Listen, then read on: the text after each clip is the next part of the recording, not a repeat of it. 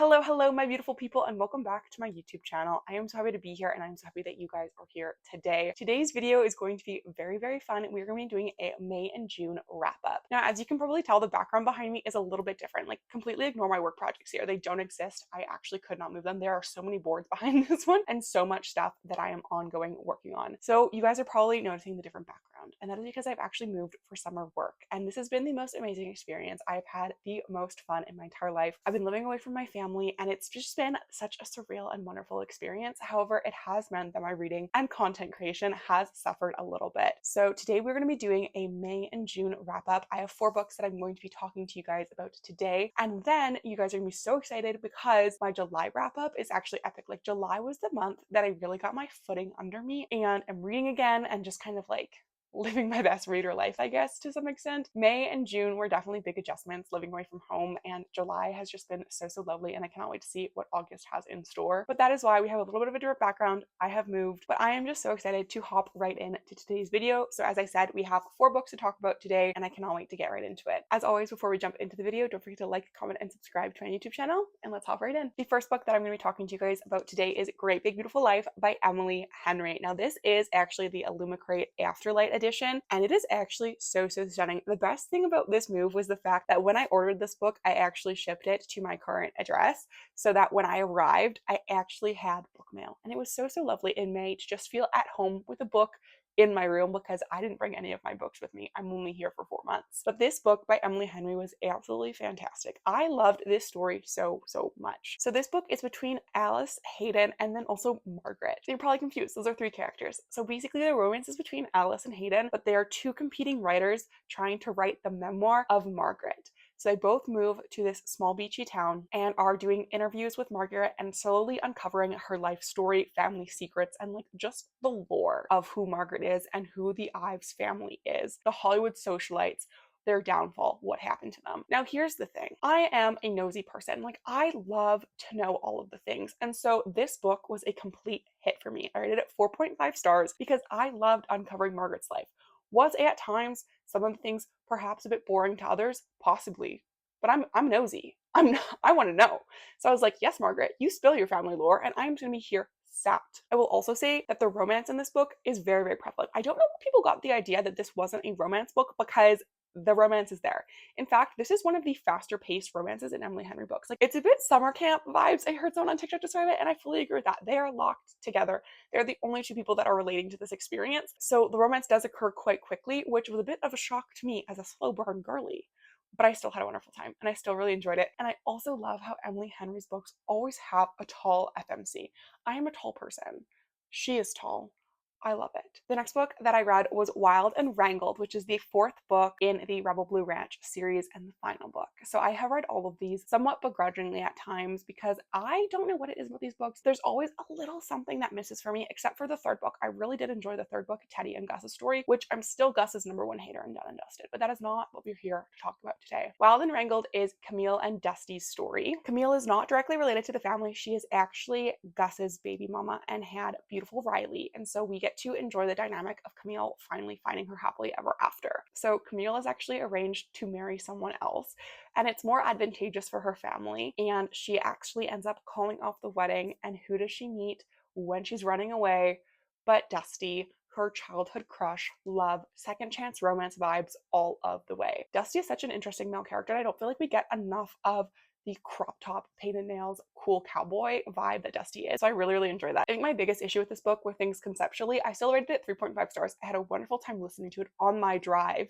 to where I currently am, but I just wish that some parts were a bit more fleshed out. This book does have a dual timeline, and the flashbacks, while interesting, did fall a bit flat for me too. And I do wish that some aspects of the family dynamics were a bit more fleshed out, particularly on Camille's side. However, I did love how much Dusty cared for Camille. I love seeing Teddy and Gus together because they are my favorite couple in this entire series, and I really like the aspect of following a character that isn't directly part of the family but like is part of the family, if that makes sense. It's kind of giving Jasper in the Chestnut Springs series, not directly blood related but still family, and so I really enjoyed that. And I wish that more interconnected standalone romance series would give these side characters a bit more of a chance that aren't familiarly related a chance. So I enjoyed reading it on my drive up here. but it did risk the mark for me on some aspects, but I really enjoyed Dusty as a character. I actually can't count. I do have 5 books to talk to you about today, and this is the next one. So I read Shield of Sparrows by Devoney Perry. Now this is her romantasy debut, and I actually had a great time. I rated it 3.5 stars, and I'll get into why I rated it 3.5 stars, but let's talk about the story first. The plot of this book is so simple yet so confusing for me to try to explain to you, and it's actually kind of painful for me at the moment. But basically the story is about Odessa, and she is a daughter to the king, and she's kind of the unfavored daughter. Her sister has been training her whole life to take over, not kingdom, but like her sister's been training to be the best spy for an arranged marriage to a different kingdom. However, when Odessa enters the throne room that her sister is supposed to be getting like arranged in, the man that has come to wed her sister is like, nah man, I want you. You are my bride now. So Odessa then gets taken on this adventure with her arranged marriage husband through the kingdom to his home. However, in the midst of all of this, there's also a giant like monster flying over situation that happens.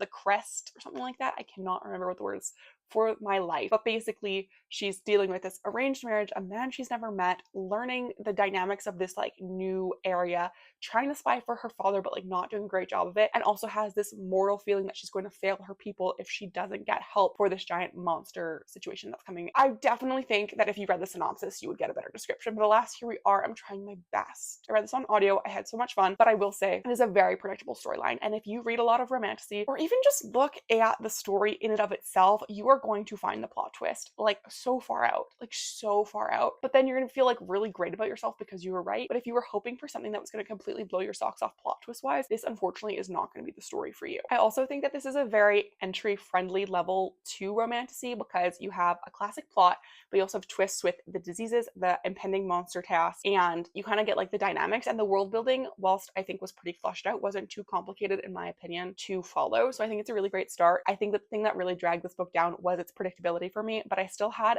the most wonderful time. It is now my favorite time of the video. I get to gush about my friend's book, Ski You Later.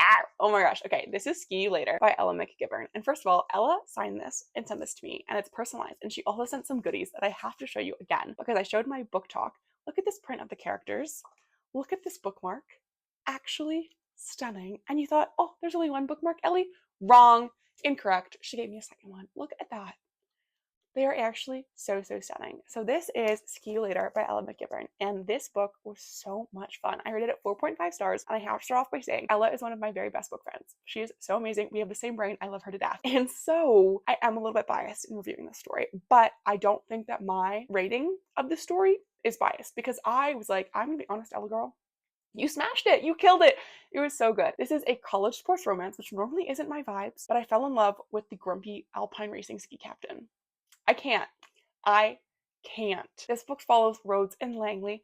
It is a grumpy sunshine fake dating romance. So in this story, Rhodes is at a bit of an impasse as she needs a fake date or just a date to her cousin's wedding. And the most awkward part of this is that her cousin is also inviting her other cousin who is dating her ex, the ex that cheated on her with. So she really needs a date to this wedding. She cannot show up alone. Enter Roman, our grumpy ski captain, who is so down bad for this girl, so down bad, and agrees to fake date. Now, Rhodes is befuddled by this. She doesn't know why, but Roman, down bad for years, secretly in love with her. Absolutely fantastic. This book had so many beautiful little moments, so many goofy moments, so many moments that you're just kicking your feet and giggling. If you're wanting a serious romance, go away. This is going to be the fluffiest, cutest, most adorable thing you've ever read in your entire life. You're going to get a toothache from how sweet it is, how damn bad this man is, how just, I love him. Everything he does is just absolutely fantabulous. As I was saying before I got cut off, the little moments that Ella is able to create in this book, not only between the two main characters, but in the moments between the side characters too. Like the side characters in this book are fantastic. My personal favorites are Aurora and Xander, but I see you, Reese, and I see you, Landon. I love them all. The amount of attachment that I have to these characters is unhealthy. So unhealthy that when Ella let me read one paragraph of her next book, when I met up with her in Calgary, I started crying like a baby because I love them so much. If you want to giggle your little butt off, have the most fantastic fun time, you have to read Ski You Later. It is perfect, it is delightful, and I love it so much. And I'm so proud of you, Ella. The last book that I have to talk to you guys about today is Caught Up by Nevessa Allen. This is the sequel to Lights Out. Now, Lights Out is one of my favorite, arguably concerning dark romance comfort reads. Like, it is so funny, it is so giggly, and you're gonna have the most fun time while also like being like, should I be laughing at this? It's best. This is the second book in this interconnected standalone series. And so obviously this is its own independent story.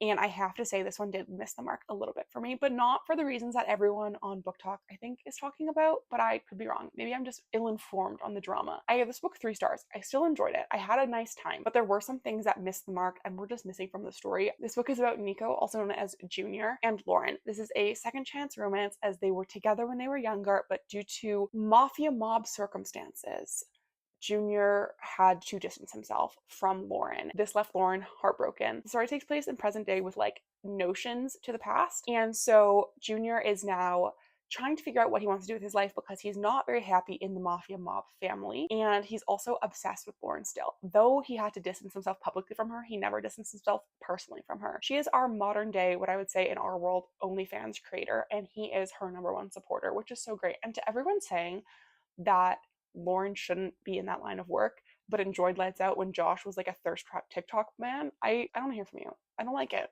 Stop it right now. That's not nice. That is a double standard and we need to stop that immediately. The two then reconnect. Lauren figures out what Junior's been doing. And the thing that I really missed in this book was a little bit of humor. I felt that people were saying that Lauren brought the humor. I don't think that there was anything very funny about what Lauren was like talking about. No quips, but that's a different book than Lights Out. And that was my own personal thoughts getting into what the story, I think, what I wanted the story to be rather than what the story actually was. I will say the club in this book was very, very fun that Lauren and her friends run. I wanted more details. I wanted more like intrigue. And I also didn't think it was necessarily believable how fast Lauren kind of forgave Junior for what he did in some aspects. So I think that I'm not the biggest second chance person. I do love a second chance when I love a second chance. And when it hits and it's perfection and it's beautiful, I'm looking at you, The X-Files by Jessica Joyce, and other stories as well. But this one just missed the mark for me personally as a reader. Alright everyone, we have reached the end of the video. Those are the 5 books that I read in the month of May and June. As I said, I was moving.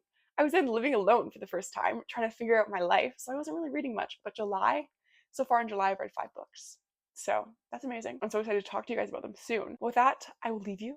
I hope that you have the most wonderful time watching this video. As always, don't forget to like, comment, and subscribe to my YouTube channel. If you have any book recs, always leave them in the comments below. I always love to see what you guys are reading, what you guys want me to read. But with that, I hope you had the most wonderful day, and I'll talk to you guys later. Bye, everybody.